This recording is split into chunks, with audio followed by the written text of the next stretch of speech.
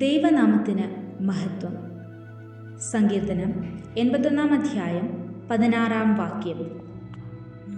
അവൻ മേത്തരമായ ഗോതമ്പ് കൊണ്ട് അവരെ പോഷിപ്പിക്കുമായിരുന്നു. ഞാൻ പാറയിൽ നിന്നുള്ള തേൻ കൊണ്ട് നിനക്ക് തൃപ്തി വരുത്തുമായിരുന്നു. തൻ്റെ വചനം അനുസരിക്കുന്നവർക്കായി പാറയിൽ നിന്നും തേൻ പുറപ്പെടുവിക്കുന്ന ദൈവത്തെ വായനാഭാഗത്ത് സങ്കീർത്തനക്കാരൻ പരിചയപ്പെടുത്തുന്നു. പ്രകൃതിയിലെ ഏറ്റവും സ്വാദിഷ്ടമായ ആഹാര പദാർത്ഥമാണ് തേൻ. പാറയാകട്ടെ ഏറ്റവും കാഠിന്യമേറിയ വസ്തുവും. ആത്മീയാർത്ഥത്തിൽ ഈ വാക്യം വ്യാഖ്യാനിച്ചാൽ ജീവിതത്തിൻ്റെ കാഠിന്യമേറിയ അവസ്ഥയിൽ നിന്നും മധുരം പുറപ്പെടുവിക്കുവാൻ കഴിവുള്ളവനാണ് നമ്മുടെ ദൈവമെന്ന് മനസ്സിലാക്കാം. മാനുഷികമായ യാതൊരുവിധ അലിവും ഒരിടത്തു നിന്നും ലഭിച്ചില്ലെങ്കിലും ദൈവവചനത്തിൽ ഉറച്ചു നിൽക്കുന്ന ഒരു ദൈവ പൈതലിനു വേണ്ടി അനുഗ്രഹങ്ങളെ പുറപ്പെടുവിക്കുവാൻ ദൈവത്തിന് സാധ്യമാണ്. ഭൂമിയുടെ കാഠിന്യമേറിയ അവസ്ഥയിൽ നിന്നും മധുരത്തിൻ്റെ നാമ്പുകൾ വിരിയും.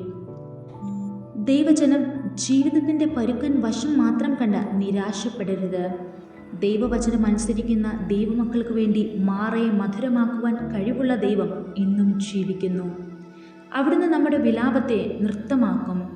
രട്ടടിച്ച് നമ്മെ സന്തോഷമുടിപ്പിക്കും. കണ്ണുനീർ താഴ്വരെ അനുഗ്രഹത്തിൻ്റെ ജലാശയമാക്കി മാറ്റും. ജീവിതത്തിൻ്റെ കാഠിന്യമേറിയ അവസ്ഥയിലൂടെ കടന്നുപോയിട്ടുള്ളവരാണ് ഒടുവിൽ അതിൻ്റെ മാധുര്യം നുകരുവാൻ ഇടയായിട്ടുള്ളവരെന്ന് തിരുവചനം സാക്ഷീകരിക്കുന്നു. ഇയ്യോബിന് സകലവും ഇരട്ടിയായി മടക്കി കിട്ടി. ഗുഹകളിലും മലഞ്ചെരുവുകളിലും ഒളിച്ചു ജീവിച്ച ദാവീദിന് ഇസ്രായേലിലെ ഏറ്റവും പ്രബലനായ രാജാവാകുവാൻ ഭാഗ്യം ലഭിച്ചു.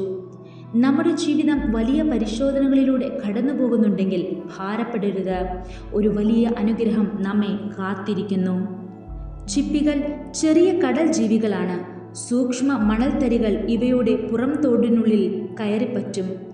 വേദന ഉളവാക്കുന്ന മണൽത്തരികളിലെ ചിപ്പികൾ പുറന്തള്ളാതെ ചെറിയ ദ്രാവകം സ്രവിപ്പിച്ച് ആവരണം ചെയ്യുന്നു.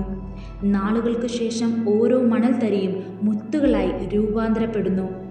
ജീവിതത്തിൽ സംഭവിക്കുന്ന പലതും വേദനകളായും ഭാരങ്ങളായും തോന്നാമെങ്കിലും അവയിൽ നിന്നും ദൈവം പുറപ്പെടുവിക്കുന്ന ഫലം എപ്പോഴും നന്മയ്ക്ക് തന്നെയായിരിക്കും. യേശുവിനെ അടക്കിയ കല്ലറയിൽ നിന്നും നിത്യരക്ഷയുടെ മാധുര്യമേറിയ തേൻ പുറത്തു വന്നു. പാറയിൽ നിന്നും പുറപ്പെട്ട ആ തേൻ ഇന്നും ലോകമെങ്ങും വിശ്വസിക്കുന്ന ദൈവമക്കൾക്ക് ആസ്വാദകരമായി അനുഭവപ്പെട്ടുകൊണ്ടിരിക്കുന്നു. ഏതൊരു നന്മയുടെയും അനുഗ്രഹത്തിൻ്റെയും പുറകിൽ കഷ്ടത ഒളിഞ്ഞുകിടപ്പുണ്ടെന്നുള്ളത് ഒരു ചരിത്ര സത്യമാണ്. റോസാപുഷ്പത്തിനു താഴെ മുള്ളും മധുരപ്പഴങ്ങളിൽ കുരുവും തരിശായ ഭൂമിയിൽ നിധിയും ഒളിഞ്ഞുകിടക്കുന്നത് പോലെ അനുഗ്രഹങ്ങൾക്ക് പിന്നിൽ വേദനയും മറഞ്ഞുകിടക്കുന്നു.